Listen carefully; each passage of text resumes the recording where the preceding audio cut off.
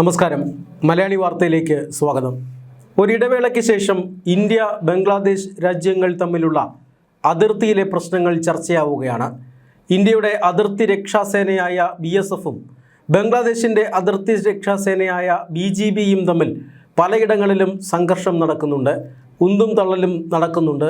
ഈ ഒരു സംഘർഷത്തിലേക്ക് പ്രദേശവാസികളും അല്ലെങ്കിൽ അതിർത്തി പ്രദേശങ്ങളിൽ താമസിക്കുന്ന ഗ്രാമവാസികളും ഒപ്പം ചേരുന്ന ഒരു സാഹചര്യവുമുണ്ട്. പ്രധാനമായും തർക്കം ഇന്ത്യയിലേക്ക് അനധികൃതമായി നുഴഞ്ഞു കയറിയ ബംഗ്ലാദേശികളെ BSF പുറത്താക്കുമ്പോഴാണ്. മാത്രമല്ല, ഇന്ത്യ ബംഗ്ലാദേശ് അതിർത്തിയിൽ പശ്ചിമ ബംഗാൾ സംസ്ഥാനത്തിൻ്റെ ബംഗ്ലാദേശ് അതിർത്തിയിൽ BSF സുരക്ഷാ വേലി കെട്ടുന്നതുമായി ബന്ധപ്പെട്ട സർവേ നടപടികളും ആരംഭിച്ചിരിക്കുകയാണ്. ഈ സർവേ നടപടികൾ ഒരു സംഘം ആളുകൾ തടസ്സപ്പെടുത്തുന്നു. ബംഗ്ലാദേശിൽ നിന്നുള്ള ആളുകൾ തടസ്സപ്പെടുത്തുന്നു. ബംഗ്ലാദേശിൻ്റെ BGB അവരോടൊപ്പം ചേരുന്നു. BSFനോട് തിരികെ പോകാൻ ആവശ്യപ്പെടുന്നു. എന്നാൽ BSF അത് അനുസരിക്കുന്നില്ല. അത് കൃത്യമായി BSF സർവേ രേഖകൾ പ്രകാരമാണ് അളവെടുപ്പ് നടത്തുന്നത്. ഇൻ്റർനാഷണൽ ബോർഡറായി വരച്ചിട്ടുള്ള അല്ലെങ്കിൽ 0.0 എന്ന് രേഖപ്പെടുത്തി അവിടെ നിന്നും ഏതാണ്ട് 50 അടിയോളം അകത്തേക്ക് മാറ്റിയിട്ടാണ് ഈ വേലി നിർമ്മാണവും മറ്റും നടക്കുന്നത്.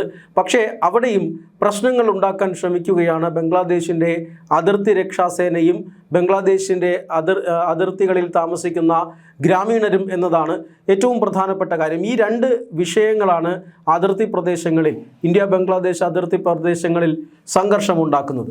നമുക്കറിയാം, ഷെയ്ഖ് ഹസീന സർക്കാർ പുറത്താക്കപ്പെട്ടതിന് ശേഷമാണ് ഇന്ത്യയും ബംഗ്ലാദേശും തമ്മിലുള്ള നയതന്ത്ര ബന്ധത്തിൽ വലിയ വിള്ളലുകൾ വീണത്. ആ നയതന്ത്ര ബന്ധത്തിൽ ഏറ്റവും ഒടുവിലായി ബംഗ്ലാദേശിൽ തിരഞ്ഞെടുപ്പ് നടക്കുകയും അവിടെ ബംഗ്ലാദേശ് നാഷണൽ പാർട്ടിയുടെ നേതൃത്വത്തിലൊരു താരിഖ് റഹ്മാൻ്റെ നേതൃത്വത്തിലൊരു സർക്കാർ രൂപീകരിക്കുകയും ഒക്കെ ചെയ്തതോടുകൂടിയാണ് നയതന്ത്ര ബന്ധം ചെറിയ രീതിയിലെങ്കിലും മെച്ചപ്പെട്ടത്. പക്ഷേ ഷെയ്ഖ് ഹസീനയുടെ കാലത്ത് ഉണ്ടായിരുന്നത് പോലെയുള്ള ഒരു സംയമനം അല്ലെങ്കിൽ സഹകരണം നിലവിൽ രണ്ട് രാജ്യങ്ങളും തമ്മിലില്ല. ഇന്ത്യ പാകിസ്ഥാൻ അതിർത്തി പോലെയല്ല ഈ ഇന്ത്യ ബംഗ്ലാദേശ് അതിർത്തി. ഏതാണ്ട് 4100 കിലോമീറ്റർ നീളത്തിൽ പശ്ചിമ ബംഗാളിലൂടെയും ത്രിപുരയിലൂടെയും അതുപോലെ തന്നെ അസമിലൂടെയും മേഘാലയയിലൂടെയും ഒക്കെ കടന്നു പോകുന്ന ഇന്ത്യ ബംഗ്ലാദേശ് അന്താരാഷ്ട്ര അതിർത്തി പലയിടങ്ങളിലും അത് തുറസായ പ്രദേശമാണ്. വേലി കെട്ടി തിരിച്ചിട്ടില്ല. അതുകൊണ്ട് തന്നെ നിർബാധം ആളുകൾക്ക് അവിടെ നിന്ന് ഇങ്ങോട്ടേക്ക് വരാനുള്ള ഒരു സാഹചര്യമുണ്ട്. നുഴഞ്ഞുകയറ്റം തടയാൻ BSFന് കഴിയാത്ത ഒരു സാഹചര്യമുണ്ട്. പെട്രോളിംഗ് സാധ്യമല്ലാത്ത മേഖലകളിലൊക്കെ, ദുർഘടമായ മേഖലകളിൽ കൂടിയൊക്കെ ആളുകളെ തിരികെ ഇന്ത്യയിലേക്ക് എത്തിക്കാനും ഇവിടെ നിന്നും ഇന്ത്യൻ രേഖകളടക്കം വ്യാജമായി നിർമ്മിച്ച് നൽകാനും പിന്നീട് അവരെ കാലാകാലങ്ങളായി രാജ്യത്തിനകത്ത് അനധികൃതമായി താമസിക്കാനും ഒക്കെ പ്രേരിപ്പിക്കുന്ന ഒട്ടനവധി ഏജൻസികൾ നമ്മുടെ നാട്ടിലുമുണ്ട്. അതുകൊണ്ട് തന്നെ പശ്ചിമ ബംഗാൾ പോലെയുള്ള സംസ്ഥാനത്തിന് അനധികൃത കുടിയേറ്റത്തിന് അനാവശ്യമായ പ്രോത്സാഹനം ലഭിച്ചുകൊണ്ടിരുന്നു. അസമും ത്രിപുരയുമൊക്കെ ഇത്തരത്തിൽ നുഴഞ്ഞു കയറിയവരെ പുറന്തള്ളുമ്പോൾ പശ്ചിമ ബംഗാൾ ഈ അടുത്ത കാലം വരെയും ഇവരെ സ്വാഗതം ചെയ്യുന്ന രാഷ്ട്രീയ സമീപനമാണ് സ്വീകരിച്ചിരുന്നത്. എന്നാൽ പശ്ചിമ ബംഗാളിലും BJP സർക്കാർ അധികാരത്തിൽ വന്നതോടുകൂടി അനധികൃത കുടിയേറ്റക്കാരെ കൃത്യമായി പിടികൂടി അവർ BSFനെ ഏൽപ്പിക്കുന്നുണ്ട്. BSF തിരികെ അന്താരാഷ്ട്ര അതിർത്തിയിൽ കൊണ്ടുചെന്ന് ഇവരെ നാടുകടത്തുകയാണ്. ഇവരെ നാടുകടത്തുമ്പോൾ ഏറ്റവും പ്രധാനപ്പെട്ട പ്രശ്നം BGB അഥവാ ബംഗ്ലാദേശിൻ്റെ അതിർത്തി രക്ഷാസേന ഇവരുടെ ഒരു പൗരത്വ നിർണയം നടത്തേണ്ടതുണ്ട്, പൗരത്വ പരിശോധന നടത്തേണ്ടതുണ്ട്.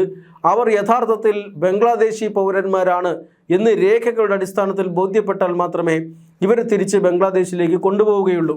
ഇതാണ് ഇന്നിപ്പോൾ ഈ അനധികൃതമായ രാജ്യത്ത് താമസിക്കുന്ന ബംഗ്ലാദേശിനെ പിടികൂടിക്കഴിഞ്ഞാൽ പുറത്താക്കാൻ ഇന്ത്യ നേരിടുന്ന ഏറ്റവും പ്രധാനപ്പെട്ട കാര്യം. ഇതാണ് പലയിടങ്ങളിലും സംഘർഷമുണ്ടാകുന്നത്.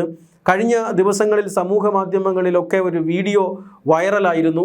ആ വീഡിയോയിൽ ഒരു ഏതാണ്ട് 50-60 വയസ്സ് പ്രായം തോന്നിക്കുന്ന ഒരാളെ ഇന്ത്യയുടെ BSF പുറന്തള്ളുന്നതാണ് നമ്മൾ കാണുന്നത്.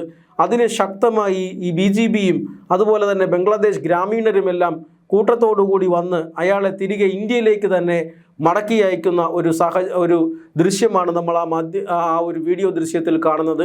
ഇങ്ങനെ BSF അനധികൃതമായി രാജ്യത്ത് കുടിയേറുന്നവരെ പിടികൂടി അവരെ തിരികെ ബംഗ്ലാദേശിലേക്ക് അയക്കുമ്പോൾ അതിന് BGB തടസ്സം നിൽക്കുകയാണ്.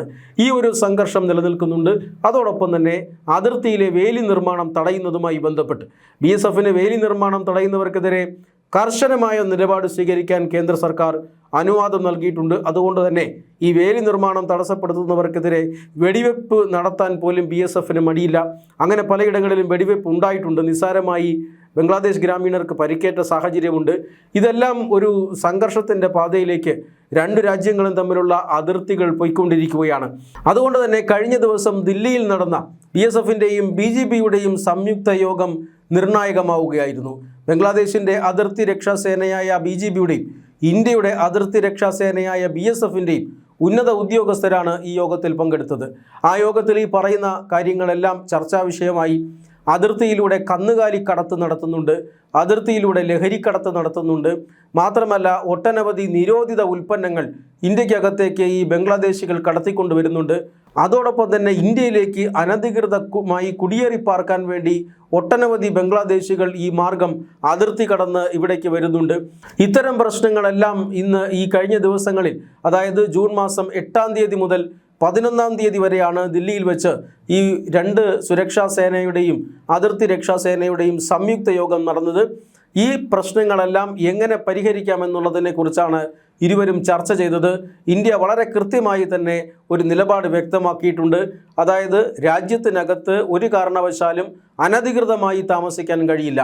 രാജ്യത്തിനകത്തേക്ക് അനധികൃതമായി നുഴഞ്ഞു കയറാൻ ആരെയും അനുവദിക്കില്ല. അങ്ങനെ നുഴഞ്ഞു കയറുന്നതായി ശ്രദ്ധയിൽ കണ്ടാൽ രാജ്യത്തിൻ്റെ നിയമമനുസരിച്ച്, അന്താരാഷ്ട്ര നിയമമനുസരിച്ച് ഇവരെ ഡീപ്പോർട്ട് ചെയ്യും, ഇവരെ നാട് കടത്തുക തന്നെ ചെയ്യും. അങ്ങനെ നാട് കടത്തുമ്പോൾ അവിടെ സംഘർഷമുണ്ടാക്കിയിട്ട് കാര്യമില്ല. പൗരത്വ പരിശോധന നടത്തി അവരെ ബംഗ്ലാദേശ് തിരിച്ചെടുക്കുക തന്നെ വേണം എന്നാണ് ഇന്ത്യ ഈ യോഗത്തിൽ നിലപാട് സ്വീകരിച്ചത്. മാത്രമല്ല അതിർത്തിയിലെ കന്നുകാലിക്കടത്ത്, അതുപോലെ തന്നെ ലഹരിക്കടത്ത് എന്നിവയ്ക്കൊക്കെ എതിരെ നടപടി സ്വീകരിക്കണമെന്നും അതിർത്തി രക്ഷാവേലി അത് കെട്ടുന്ന ഒരു പ്രവർത്തനം അത് തടസ്സപ്പെടുത്താൻ ഗ്രാമീണരെ അനുവദിക്കരുത് എന്നൊക്കെയുള്ള നിർദ്ദേശങ്ങളാണ് ഇന്ത്യ ഈ യോഗത്തിൽ നൽകിയിരിക്കുന്നത്. എന്തായാലും അതിർത്തി ഇപ്പോൾ ഒരു തരത്തിൽ അല്ലെങ്കിൽ മറ്റൊരു തരത്തിൽ അശാന്തമാണ്. അത് അതിർത്തി വേലി കെട്ടുന്ന സ്ഥലത്തുണ്ടാകുന്ന ചെറിയ ചെറിയ സംഘർഷങ്ങളായിക്കോട്ടെ, ഈ പറയുന്ന ആളുകളെ അനധികൃതമായി രാജ്യത്തിനകത്ത് കുടിയേറി പാർത്തവരെ പുറത്താക്കുമ്പോൾ ഉണ്ടാകുന്ന സംഘർഷമായിക്കോട്ടെ, ഇത് രണ്ടും വളരെ രമ്യമായി പരിഹരിക്കാനും രണ്ട് രാജ്യങ്ങളുടെയും അതിർത്തി രക്ഷാസേനകൾ തമ്മിലുള്ള സംഘർഷം ഇല്ലാതാക്കാനുമാണ് ഇന്ത്യ ഇപ്പോൾ ആഹ്വാനം ചെയ്തിരിക്കുന്നത്. എന്തായാലും ഇന്ത്യ ബംഗ്ലാദേശ് ബന്ധം നിലവിൽ ഈ അടുത്ത കാലത്തെങ്ങും വലിയ രീതിയിൽ മെച്ചപ്പെടുമെന്ന് പ്രതീക്ഷിക്കുക വയ്യ. പക്ഷേ നേരത്തെ, അതായത് ഇടക്കാല സർക്കാർ അധികാരത്തിൽ ഉണ്ടായിരുന്ന സമയത്തേതിനേക്കാൾ രണ്ട് രാജ്യങ്ങളും തമ്മിലുള്ള നയതന്ത്ര ബന്ധത്തിൽ വ്യത്യാസമുണ്ട്. പുതിയ സർക്കാർ, BNP സർക്കാർ, ബംഗ്ലാദേശിൽ അധികാരത്തിൽ വന്ന BNP സർക്കാരിന് വ്യാപാര ബന്ധം നിലനിർത്തണമെന്നും അതുപോലെ തന്നെ ഇന്ത്യയുമായിട്ടുള്ള മറ്റു ബന്ധങ്ങളെല്ലാം നിലനിർത്തണമെന്നും ആഗ്രഹമുണ്ട്. അതേസമയം BNP സർക്കാരിനും ഈ ബംഗ്ലാദേശിൻ്റെ മുൻ പ്രധാനമന്ത്രി ഷെയ്ഖ് ഹസീനയെ വിട്ടുകിട്ടണം എന്ന ആവശ്യമുണ്ട്. കാരണം അവർക്കെതിരെ കുറ്റം ചുമത്തപ്പെട്ടിട്ടുണ്ട്, അവർക്കെതിരെ വധശിക്ഷ വിധിക്കപ്പെട്ടിട്ടുണ്ട് ബംഗ്ലാദേശിലെ ഒരു കോടതി.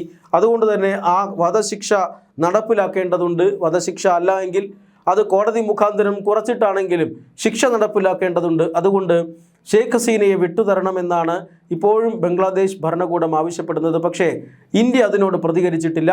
മാത്രമല്ല ഇങ്ങനെ ആളുകളെ ബംഗ്ലാദേശിലേക്ക് പുറന്തള്ളരുത് എന്നും ബംഗ്ലാദേശ് പറയുന്നുണ്ട്. പക്ഷേ അതും ഇന്ത്യ അംഗീകരിച്ചിട്ടില്ല എന്ന് മാത്രമല്ല, ആയിരക്കണക്കിന് ആളുകളെ ഇന്ത്യ പുറന്തള്ളാൻ പോവുകയാണ് എന്ന സന്ദേശമാണ് ഇന്ത്യ ഇപ്പോൾ ബംഗ്ലാദേശിന് നൽകിയിരിക്കുന്നത്.